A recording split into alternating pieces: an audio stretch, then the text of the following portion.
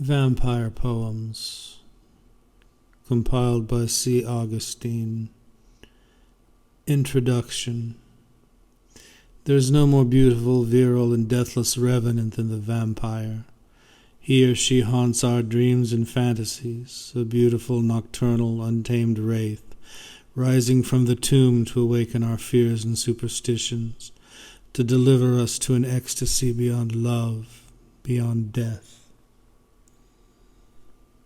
Vampires stand apart from the werewolves and witches, ghosts and howling banshees. The flesh golem of Frankenstein is not quite the same creature of the night, not half so sexy, so sinisterly hypnotic. One twist of Bela's strange claw-like hand, and the victim, the unsuspecting victim, is like putty for him to mold into the zombie-like creation, the desecrated image that is somewhere between human and undead slave. He can disappear into the mist, or change his mien into that of the hairy wolf. He can command the rats, thousands of them, unquote, as his tittering slave Renfield reminds us of in the original Dracula from 1931. But it is the bat, that flying bloodsucker who takes his fill of red liquid nourishment by moonlight, that is the preferred shape for him in which to shift his unearthly form. During the day he may sleep in the worm-ridden dirt of his ancestral home. Above him, frightened and cowering, guilt-ridden men, to quote a certain infamous magical tome, go about their lives. But to an undead body there is no guilt, only hunger, only thirst for hot, flowing human blood. We have met the vampire in ancient China and Greece, the sanguisuga and the virgilac, the strega, vraikolakis and vampire. Long before the image of the modern vampire was christened in cheap paperbacks and penny dreadful tomes. Long before Varney and Stoker and Anne Rice in Twilight.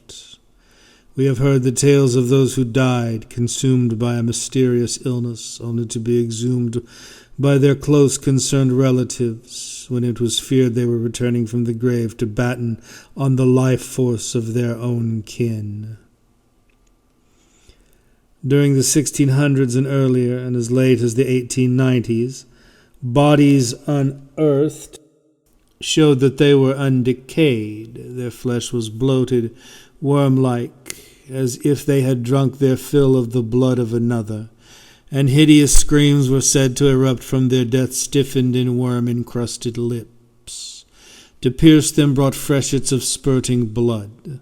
A stake or pike might be hammered through their chest, a heavy weight placed in their jaws. In America, a colonial corpse was found with its bones arranged in such a pattern as to cause archaeologists to suspect that they had been buried with precautions taken so as to prevent them from rising again from their places of earthly repose. He has been portrayed by actors as diverse as Christopher Lee and Bela Lugosi, Chris Sarandon, Gary Oldman, Brad Pitt and Tom Cruise, and has thrilled us as an antique dealer, a clueless comic visitor to New York City in the wonderful spoof of vampire films Love at First Bite from 1979, and has even been cast in the guise of rock star and sex symbol by the late author Anne Rice in her popular Interview with the Vampire book series. An entire subgenre of punk music, groups such as Bauhaus and The Cure, utilize the vampire's deathly pallor and black-clad allure to enhance their gloomy stage personas. True crime aficionados thrill to the macabre doings of such true vampires, to borrow the title of an excellent book by Sandra London, as Vlad the Impaler, the sadistic 15th century tyrant that is the putative inspiration behind the immortal Dracula, whose last name he shared. And there's Sebit Bathory, the Blood Countess, another sadist who bathed in virgins' blood and was walled up alive in her Hungarian keep. Others are saddened by the strange case of Mercy Brown, who died of consumption and who, suspected of carrying her mother and sister to the grave with her, was exhumed from her wintry crypt so that her heart could be cut from her bosom and burned. Her afflicted brother then drank the ashes. There are fetishists today who perform blood-drinking rituals. They consider and call themselves true vampires. John George Hay, the English acid bath murderer, confessed to seeing in his nightmare visions whole forests dripping with blood. He confessed to quaffing large quantities of it, a rather astounding feat, as doing so could make a normal man very ill. There is seemingly no shape into which the vampire cannot be reborn. He or she, or rather it, will always be there. From the blood-soaked pages of Varney the Vampire to Camilla, Dracula, Salem's Lot, the Vampire Lestat, Fright Night, The Lost Boys, The Night Stalker, Dark Shadows, and Dracula the series, we have maintained our fascination with this dark and sexy invader, this death that is not dead, but undead. This deathless revenant walks the shadows, thirsty, powerful, crouched and waiting, always waiting. C. Augustine, November 24th, 2022. Food for the Dead by Anonymous. She bloomed though the shroud was around her, locks o'er her cold bosom waved, as if the stern monarch had crowned her, the fair speechless queen of the grave. But what lends the grave such lustre, or her cheeks what such beauty shed? His life-blood who bent there had nursed her, the living was food for the dead. The Bride of Corinth, Johann Wolfgang von Goethe. First published in Schiller's Wherein, in connection with a friendly contest in the art of ballad writing between the two great poets, to which many of their finest works are owing. A youth to Corinth, whilst the city slumbered, came from Athens, though a stranger there, soon among its townsmen to be numbered, for a bride awaits him young and fair. From their childhood's years they were plighted fears, so contracted by their parents' care. But may not his welcome there he hindered, dearly must he buy it, would he speed. He is still a heathen with his kindred, she and hers washed in the Christian creed. When new faiths are born, love and troth are torn, rudely from the heart, howe'er it bleed. All the house is hushed, to rest retreated father-daughters. Not the mother quite, she has the guest with cordial welcome greeted. Led him to a room with tapers bright, wine and food she brought, ere of them he thought, then departed with a fair good night. But he felt no hunger, and unheeded left the wine, and eager for the rest which his limbs forspent with travel needed. On the couch he laid him, still undressed. There he sleeps, when lo, onwards gliding slow, at the door appears a wondrous guest. By the waning lamp's uncertain gleaming, there he sees a youthful maiden stand, robed in white of still and gentle seeming, on her brow a black and golden band. When she meets his eyes with a quick surprise, starting, she uplifts a pallid hand. Is a stranger here, and nothing told me? Am I then forgotten even in name? Ah, 'tis thus within my cell they hold me, and I now am covered o'er with shame. Pillow still thy head, that upon thy bed I will leave thee quickly as I came.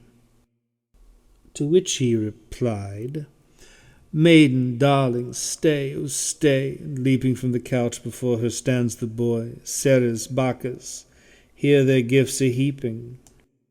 And thou bringest Amor's gentle joy. Why with terror pale, sweet one, let us hail these bright gods their festive gifts employ. Oh, no, no, young stranger, come not nigh me. Joy is not for me, nor festive cheer. Ah, such bliss may ne'er be tasted by me, since my mother, in fantastic fear, by long sickness bowed, to heaven's service vowed, me and all the hopes that warmed me here. They have left our hearth, and left it lonely, the old gods that bright and jocund train.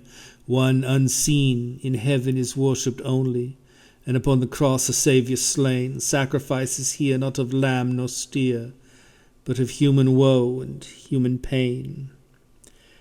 And he asks, and all her words doth ponder, can it be that in this silent spot I behold thee, thou surpassing wonder, my sweet bride, so strangely to me brought? Be mine only, see our parents' vow, heaven's good blessing hath for us besought. No, thou gentle heart, she cried in anguish, 'tis not mine, but 'tis my sister's place. When in lonely cell I weep and languish, think, oh think of me in her embrace. I think but of thee, pining drearily, soon beneath the earth to hide my face. Nay, I swear by yonder flame which burneth, fanned by Hymen, lost thou shalt not be. Droop not thus, for my sweet bride returneth to my father's mansion back with me. Dearest, tarry here. Taste the bridal cheer, for our spousal spread so wondrously. Then with word and sigh their troth they plighted. Golden was the chain she bade him wear, but the cup he offered her she slighted, silver, wrought with cunning past compare. That is not for me, all I ask of thee is one little ringlet of thy hair. Dully boomed the midnight hour unhallowed, and then first her eyes began to shine.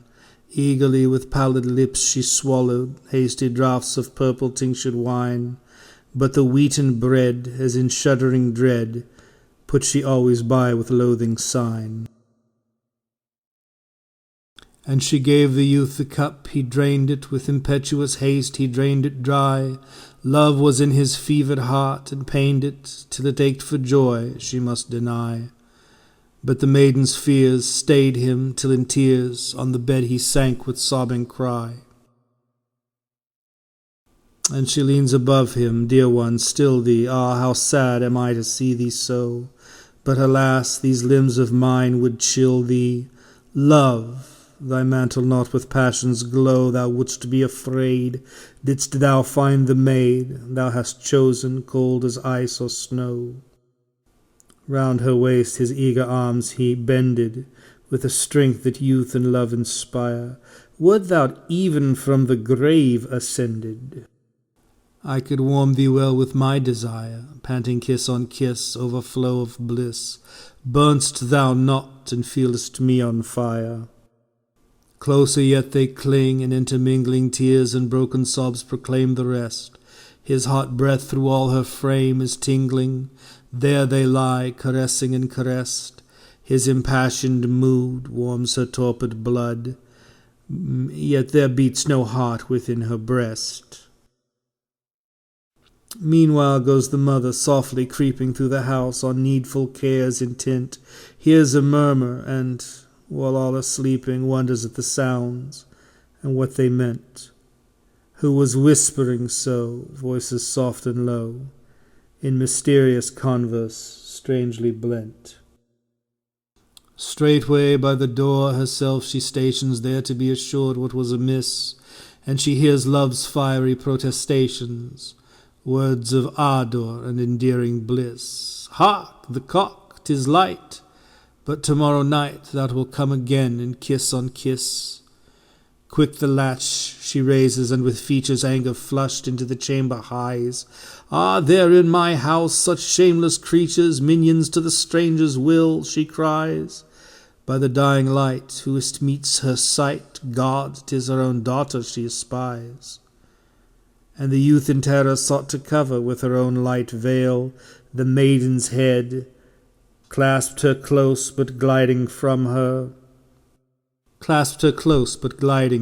lover, back the vestment from her brow she spread, and her form upright, as with ghostly might, long and slowly rises from the bed. Mother, mother, wherefore thus deprive me of such joy as I this night have known? Wherefore from these warm embraces drive me? Was I wakened up to meet thy frown? Did it not suffice that in virgin guise to an early grave you forced me down? Fearful is the weird that forced me hither from the dark heaped chamber where I lay. Powerless are your drowsy anthems, neither can your priest prevail, however they pray. Salt nor lymph can cool where the pulse is full. Love must still burn on, though wrapped in clay. To this youth my early troth was plighted, whilst yet Venus ruled within the land. Mother, and that vow ye falsely slighted at your new and gloomy faith's command. But no God will hear if a mother swear pure from love to keep her daughter's hand. Nightly from my narrow chamber driven, come I to fulfill my destined part, him to seek to whom my troth was given, and to draw the life-blood from his heart. He hath served my will. More I yet must kill, for another prey I now depart. Fair young man, thy thread of life is broken, human skill can bring no aid to thee. There thou hast my chain, a ghastly token, and this lock of thine I take with me. Soon must thou decay, soon thou wilt be grey, dark although tonight thy tresses be.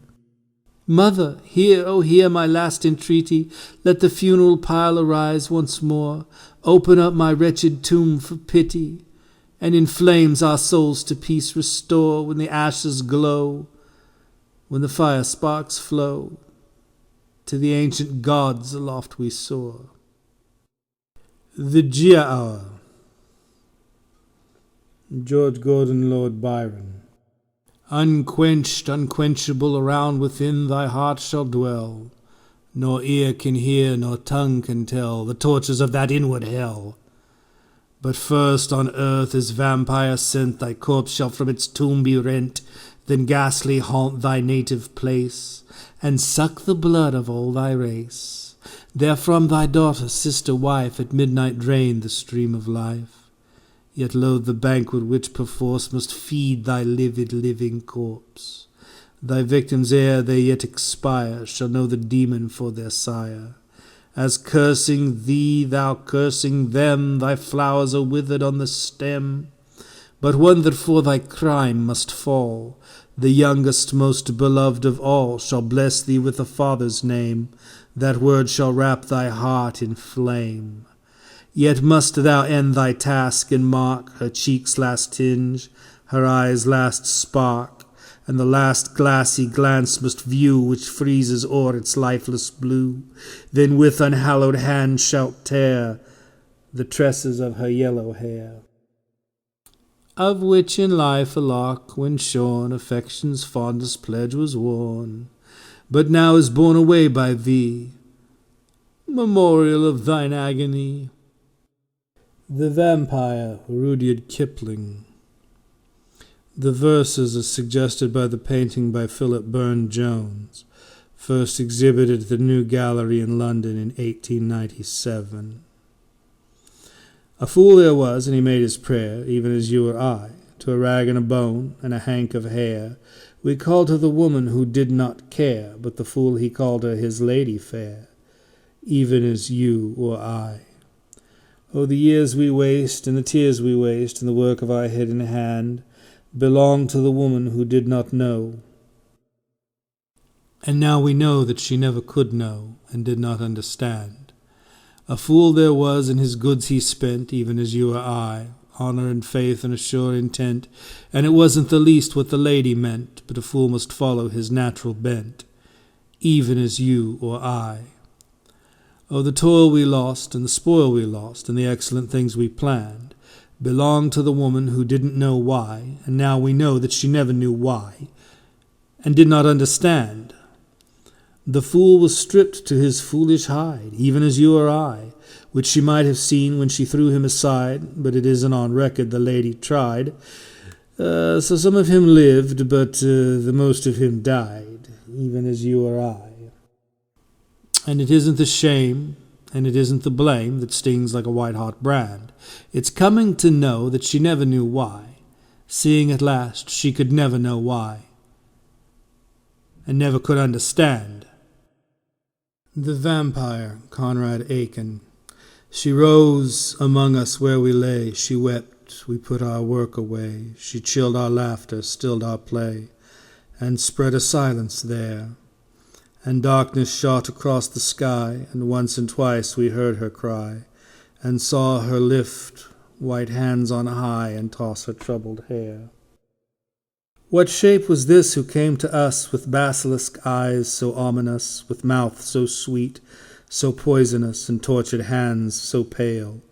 We saw her wavering to and fro, through dark and wind we saw her go.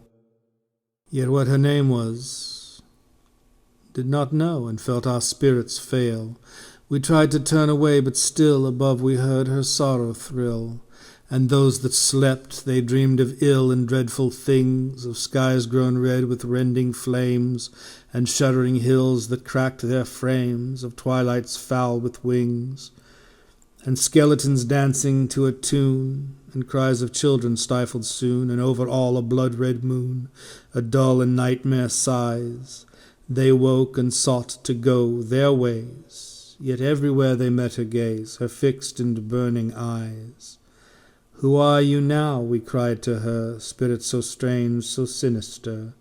We felt dead winds above us stir, and in the darkness heard a voice fall, singing, cloying, sweet, heavily dropping, though that heat, heavy as honeyed pulses, beat slow word by anguished word.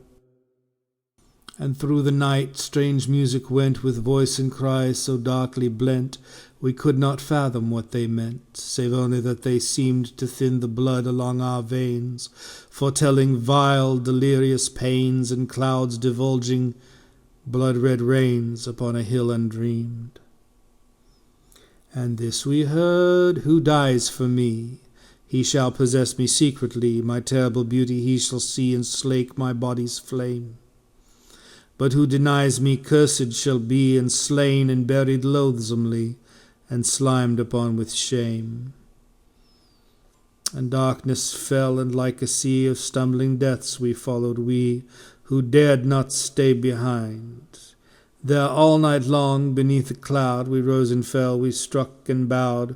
We were the ploughmen and the ploughed, our eyes were red and blind. And some, they said, had touched her side before she fled us there, and some had taken her to bride, and some lain down for her and died, who had not touched her hair, ran to and fro, and cursed and cried, and sought her everywhere. Her eyes have feasted on the dead, and small and shapely as her head, and dark and small her mouth, they said, and beautiful to kiss. Her mouth is sinister and red, and blood in moonlight is. Then poets forgot their jewelled words, and cut the sky with glittering swords, and innocent souls turned carrion birds to perch upon the dead. Sweet daisy fields where drenched with death the air became a charnel breath, pale stones were splashed with red. Green leaves were dappled bright with blood, and fruit trees murdered in the bud, and when at length the dawn came green as twilight from the east, and all that heaving horror ceased, silent was every bird and beast, and that dark voice was gone. No word was there, no song, no bell, no furious tongue that dreamed to tell, only the dead who rose and fell above the wounded men. And whispering in wails of pain, blown slowly from the wounded grain, blown slowly from the smoking plain, and silence fallen again, until at dusk from God knows where, beneath dark birds that filled the air, like one who did not hear or care under a blood-red cloud, an aged ploughman came alone, and drove his share through flesh and bone, and turned them under to mould and stone. All night long he